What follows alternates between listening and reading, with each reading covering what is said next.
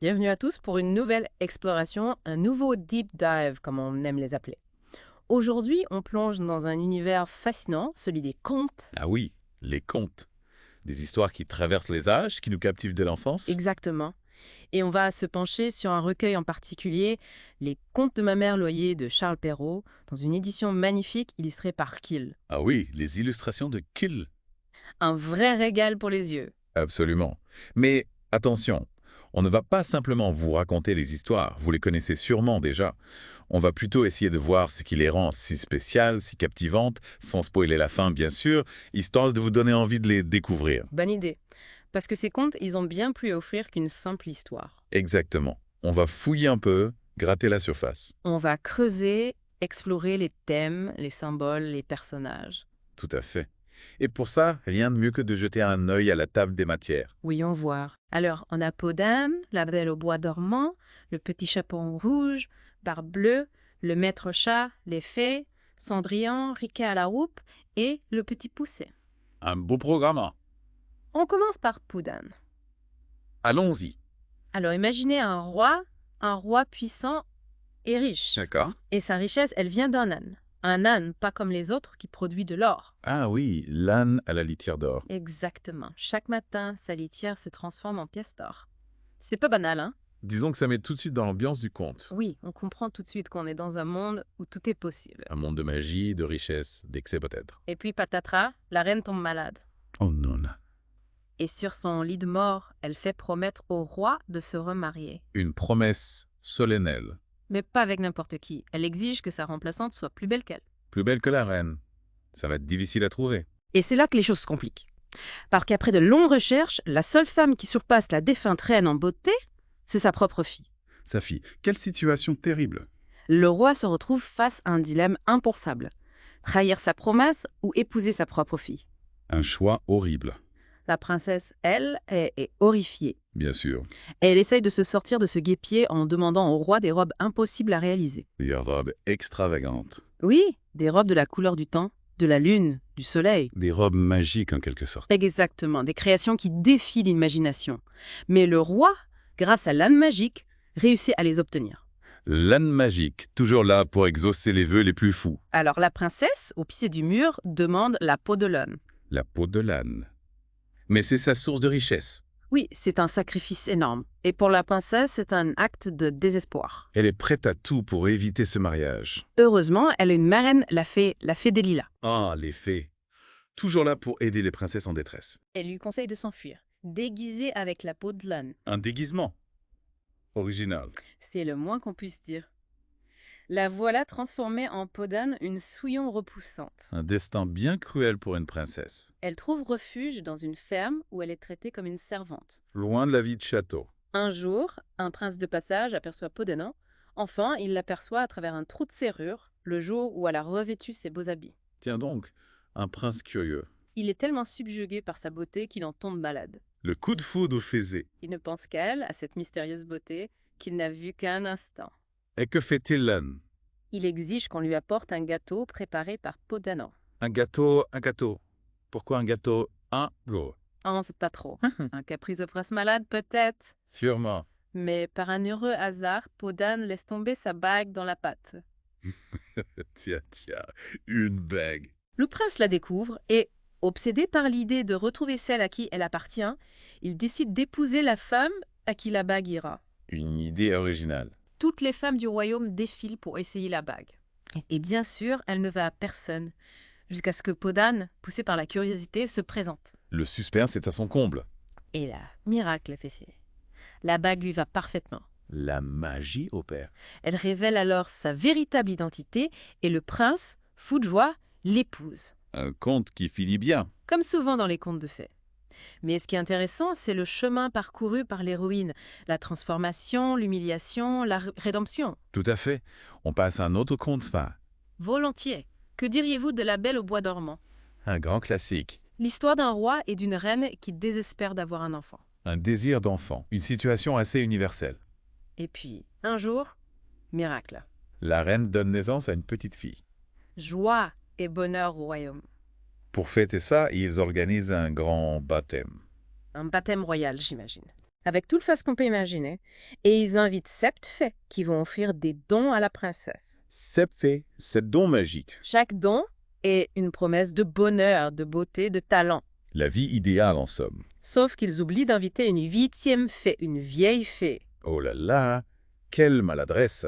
Furieuse d'avoir été oubliée, elle débarque au baptême et lance une terrible malédiction. Une malédiction. Oui, elle annonce que la princesse, à l'âge de 15 ans, se piquera le doigt à un fuseau et en mourra. Quelle horreur. Heureusement, la 7e fée, qui n'avait pas encore offert son don, intervient. Elle annule la malédiction, là. Pas complètement. Elle l'adoucit. Au lieu de mourir, la princesse dormira pendant 100 ans. 100 ans. Ce n'est pas rien. Et au bout de ces 100 ans, un prince viendra la réveiller. Ah, le prince charmant. Le roi, terrifié, fait interdire tout ce qui se rapporte au filage. Pour éviter la prophétie. Oui, mais on sait bien que les prophéties ont la vie dure. C'est souvent ce qui les rend si fascinantes. Et effectivement, le jour de ses 15 ans, la princesse découvre une vieille femme qui file dans une tour isolée du château.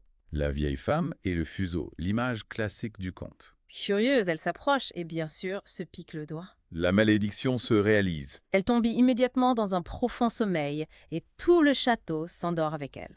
Un sommeil magique qui s'étend à tout le royaume.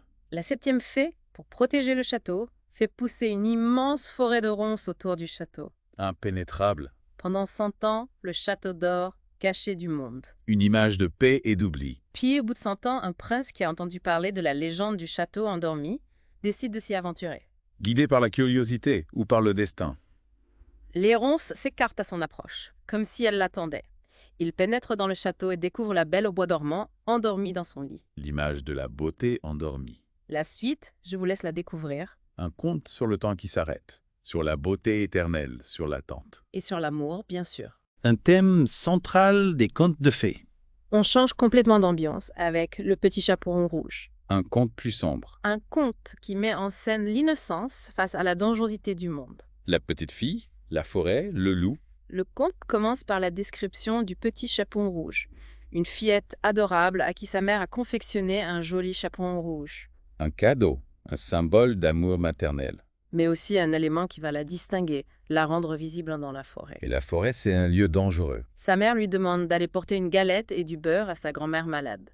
Une mission simple. Un geste de tendresse. La petite fille s'en va, toute contente, à travers la forêt. La forêt, un lieu de mystère, de rencontres inattendues. Et c'est là qu'elle croise le loup. Le loup. Un loup rusé, manipulateur. Qui se montre gentil, intéressé. Il engage la conversation avec la petite fille, lui demande où elle va. Il l'apprivoise, la met en confiance. Le petit chaperon rouge, naïve, lui répond sans se méfier. Une erreur fatale. Le loup, qui a un plan machiavélique, lui propose une course. Une course. Oui, il lui dit de prendre le chemin le plus long et lui prend un raccourci pour arriver en premier chez la grand-mère. Le loup est malin. Arrivé chez la grand-mère, il frappe à la porte, imite la voix du petit chaperon rouge, et la grand-mère, malade et affaiblie, le laisse entrer. La pauvre grand-mère, l'eau. Le loup la dévore sans pitié. Horrible. Puis il se met au lit, déguisé en grand-mère, pour attendre le petit chaperon rouge. Il lui tend un piège. Le petit chaperon rouge arrive, entre dans la chambre et trouve sa grand-mère bien changée. Loup déguisé. Elle remarque ses grands yeux, ses grandes oreilles, ses grandes mains. Des détails inquiétants. « Grand-mère, comme vous avez de grandes dents », lui dit-elle. La phrase culte du conte. Et le loup, cruel, lui répond. On laisse le lecteur découvrir le dénouement. Un conte qui joue sur la peur, sur le danger qui se cache sous une apparence familière. Passons à un autre conte, tout aussi terrifiant. Barbe bleue. Barbe bleue, un nom qui fait froid dans le dos. Un personnage riche et puissant, mais repoussant à cause de sa barbe bleue. Une barbe bleue, un signe distinctif étrange. Et puis, il y a les rumeurs, les histoires qui courent sur ses précédentes épouses. Disparu mystérieusement. Personne ne sait ce qu'il est advenu d'elle. Une atmosphère de mystère, de danger. Barbe Bleue a des vues sur l'une des 2 filles d'une dame de la noblesse. Il veut se remarier. Il l'invite, avec sa sœur, à passer une semaine dans son magnifique domaine. Fête, luxe, tentation. La jeune fille, séduite par tant de richesses, finit par accepter sa demande en mariage. Un mariage risqué. Après la noce, Barbe Bleue doit s'absenter pour affaires. Il laisse sa jeune épouse seule. Avant de partir, elle lui confie un trousseau de clés. Des clés pour toutes les pièces du château. Presque. Il y a une petite clé pour un petit cabinet qui lui interdit formellement d'ouvrir. L'interdit, la tentation. La curiosité de la jeune femme est piquée au vif. Elle n'arrive pas à résister à l'envie de savoir ce que cache ce cabinet. L'appel du mystère. Elle finit par céder à la tentation et ouvre la porte. Et que découvre-t-elle? L'horreur! Les corps des précédentes épousonnées. Oui, pendu au mur. Un spectacle macabre. Prise de panique, elle referme la porte, mais la clé est tachée de sang. Du sang qui ne part pas. Un sang magique, indélébile. Un signe de sa transgression. Barbe Bleue rentre plus tôt que prévu et réclame ses clés. Il se doute de quelque chose. La jeune femme essaye de cacher son acte, mais la clé tachée de sang la trahit. La preuve irréfutable. Barbe Bleue foudrage, menace de la tuer. La punition pour sa désobéissance. La suite, je vous laisse la découvrir.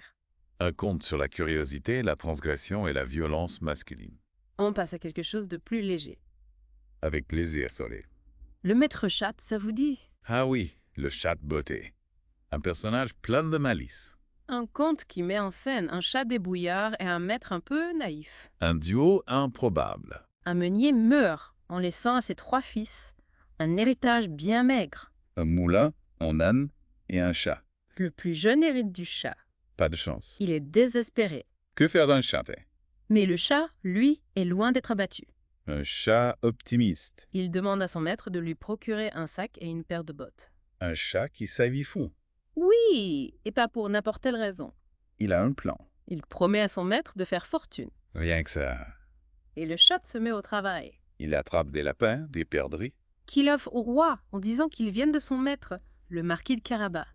Un titre inventé de toutes pièces. Le roi est flatté par ces cadeaux. Et intrigué par ce marquis de Carabas. Un jour, le chat dit à son maître de se baigner dans la rivière. Une baignade improvisée. Pendant ce temps, il cache les vêtements de son maître.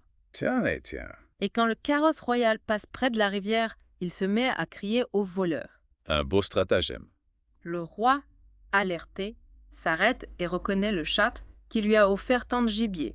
Le chat a su se faire des amis haut placés. Touché par le récit du chat, il ordonne qu'on habille le marquis de Carabas avec des vêtements magnifiques. La transformation du pauvre fille de meunier. Le marquis, métamorphosé, se retrouve dans le carrosse royal, aux côtés de la princesse. Le conte de fées prend forme. Le chat, lui, court devant le carrosse et menace tous les paysans qu'il croise. Des menaces. Il leur ordonne de dire au roi que les champs, les récoltes, tout appartient au marquis de Carabas.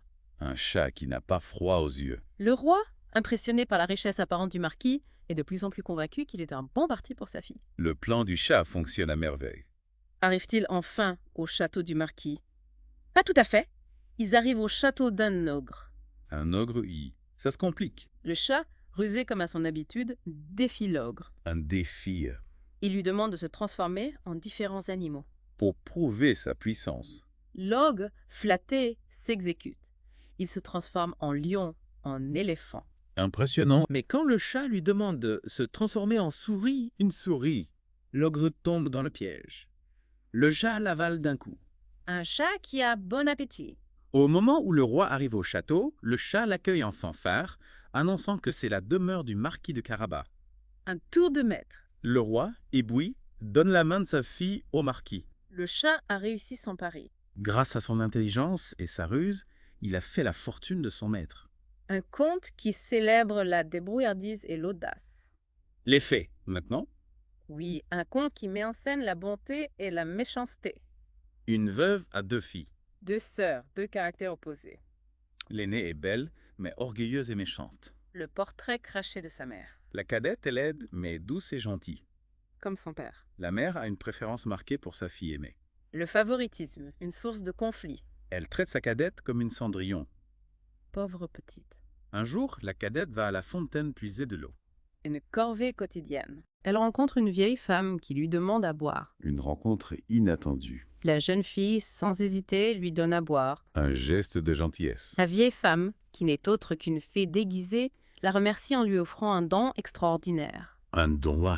À chaque fois qu'elle parlera, des fleurs et des pierres précieuses sortiront de sa bouche. Un don magique et poétique. La mère, quand elle apprend la nouvelle, est folle de joie.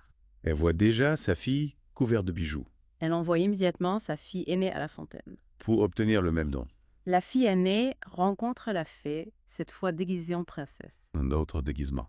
La fille lui demande à boire, mais la fille aînée la traite avec mépris et refuse de l'aider. La méchanceté se retourne contre elle, La fée la punit. en lui lançant une malédiction. À chaque fois qu'elle parlera, des serpents et des crapauds sortiront de sa bouche. Une punition à la hauteur de sa cruauté. La mère, horrifiée, chasse sa fille aînée. Un triste destin. La cadette, elle, grâce à son don, rencontre le fils du roi. Le prince charmant. Il est charmé par sa beauté intérieure et par ses paroles enchantées. Un conte qui montre que la véritable beauté vient du cœur. Cendrillon, ça vous tente? Un conte indémodable. Une histoire d'injustice, de transformation et de triomphe de la bonté.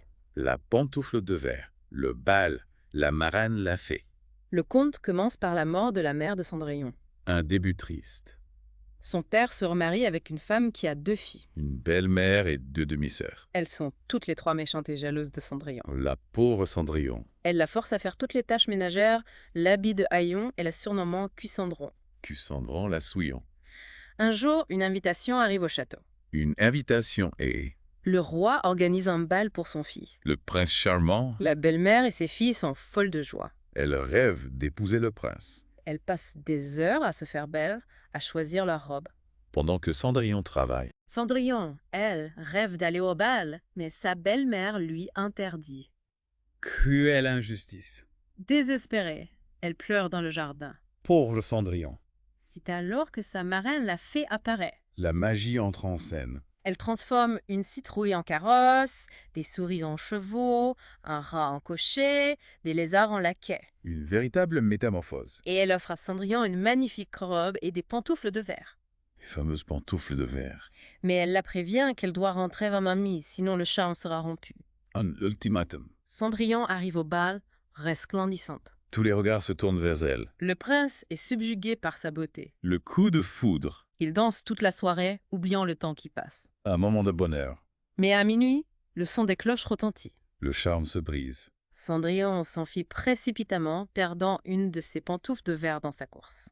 Un indice précieux. Le prince, fou amoureux, ne pense qu'à retrouver celle qui a enchanté sa soirée. Il est prêt à tout pour la retrouver. Il fait essayer la pantoufle de verre à toutes les femmes du royaume. Une quête romantique. Mais aucune n'a le pied assez petit. La pantoufle ne va à personne. Jusqu'à ce qu'on arrive chez Cendrillon. Le suspense est à son comble. La belle-mère essaie d'empêcher Cendrillon d'essayer la pantoufle. Elle veut cacher sa beauté. Mais le prince insiste. Il est déterminé. Cendrillon enfile la pantoufle et elle lui va parfaitement. La preuve est faite. Elle sort alors l'autre pantoufle de sa poche. La confirmation. La belle-mère et ses filles sont furieuses. Démasquée. Le prince, ravi, épouse Cendrillon. Un conte qui montre que la bonté et la patience finissent par triompher. Riquet la houppe, ça vous dit quelque chose? Oui, un conte un peu moins connu, mais très intéressant. Un conte qui explore les notions de beauté, d'intelligence et d'amour. Avec un personnage principal pour le moins original. Riquet la houppe, c'est un prince laid, très laid, Mais intelligent. extrêmement intelligent. Une compensation. Oui, une fée lui a offert le don de pouvoir rendre la personne qu'il aima aussi intelligente que lui. Un don puissant. Dans un royaume voisin, une reine donne naissance à 2 filles. 2 princesses. L'une est d'une beauté extraordinaire, mais bête comme ses pieds. La beauté sans l'intelligence. L'autre est laide, mais très intelligente. L'intelligence sans la beauté. Ironie du sort, une fée a offert à la belle princesse le don de pouvoir rendre la personne qu'elle aimera aussi belle qu'elle. Un don qui compense son manque d'esprit. Les 2 princesses grandissent. La belle devient de plus en plus sotte, la laide de plus en plus spirituelle. 2 destins qui s'opposent. La belle, jalouse de l'intelligence de sa sœur, se morfond. La beauté ne fait pas tout. Un jour, elle se promène dans la forêt et rencontre Riquet à la houppe. Le prince laid, mais intelligent. Riquet est tombé amoureux d'elle en voyant son portrait. L'amour à distance. Il la complimente sur sa beauté, mais lui dit qu'il pourrait la rendre encore plus désirable en lui offrant de l'intelligence. Il lui propose son don. La princesse, ravie, accepte. Elle veut être intelligente. Immédiatement, elle se transforme. Elle devient spirituelle, brillante. Le don de Riquet opère. La cour est stupéfaite par sa métamorphose. Elle devient la coqueluche du royaume. Les prétendants se bousculent, mais aucun ne lui plaît vraiment. Elle est devenue exigeante. Un an plus tard, Riquet revient la voir pour lui rappeler sa promesse. La promesse de mariage. La princesse, qui a pris goût à l'intelligence, hésite. Elle ne veut pas épouser un homme laid. Elle argumente, essaie de se dédire. Elle utilise son intelligence pour se défendre. Riquet lui rappelle alors le don de la fée. Le pouvoir de rendre beau celui qu'elle aime. La princesse, touchée par ces paroles, regarde Riquet avec un regard nouveau. L'amour naît. Elle souhaite de tout son cœur qu'il devienne beau. Le souhait sincère. Et Riquet se transforme en un prince charmant. La magie de l'amour. Ils se marient et vivent heureux.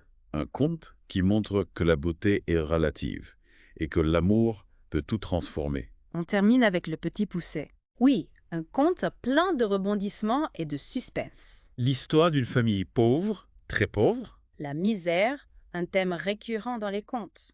Un bûcheron et sa femme ont 7 fils. 7 enfants, une famille nombreuse. Le plus jeune, Petit Poucet, est tout petit, mais très intelligent. La taille ne fait pas l'intelligence. La famine sévit dans le pays. Une situation désespérée. Les parents n'ont plus rien à manger. Ils ne peuvent plus nourrir leurs enfants. Ils prennent alors une décision terrible. Abandonner leurs enfants. Oui, les abandonner dans la forêt. Un acte cruel. Petit Poucet entend leur conversation. Il se doute de quelque chose. Il a une idée. Pour sauver ses flarons. Il ramasse des petits cailloux blancs et les met dans ses poches. Des cailloux blanchâtres. Le lendemain, les parents emmènent leurs enfants dans la forêt. Un chemin sans retour. Petit Poucet, en marchant, sème les cailloux blancs sur le chemin. Pour marquer le chemin du retour. Arrivés au cœur de la forêt, les parents prétextent chercher du travail et abandonnent leurs enfants. La cruauté des parents. Les enfants, seuls et perdus, se mettent à pleurer. La peur, l'abandon. Mais Petit Poucet, grâce à ses cailloux blancs, réussit à les ramener à la maison. Un soulagement. Mais ce n'est que le début de leurs aventures. La suite au prochain épisode. Non, la suite, vous la trouverez dans le conte. On ne va pas tout vous dévoiler. On espère que ce petit voyage dans l'univers des contes vous a donné envie d'en savoir plus. De les relire, de les redécouvrir. Et si vous voulez vraiment vous plonger dans la magie de ces histoires, on vous conseille l'édition des contes de ma mère Loya, illustrée par Kiel. Un vrai bijou. Vous la trouverez facilement sur Amazon.fr. Laissez-vous tenter. Ces contes, même s'ils ont été écrits il y a longtemps, continuent de nous fasciner. Ils parlent de nous, de nos peurs, de nos espoirs. On vous laisse avec cette question. Bien. Quel est le conte qui vous touche le plus et pourquoi? À bientôt pour un nouveau Deep Dive.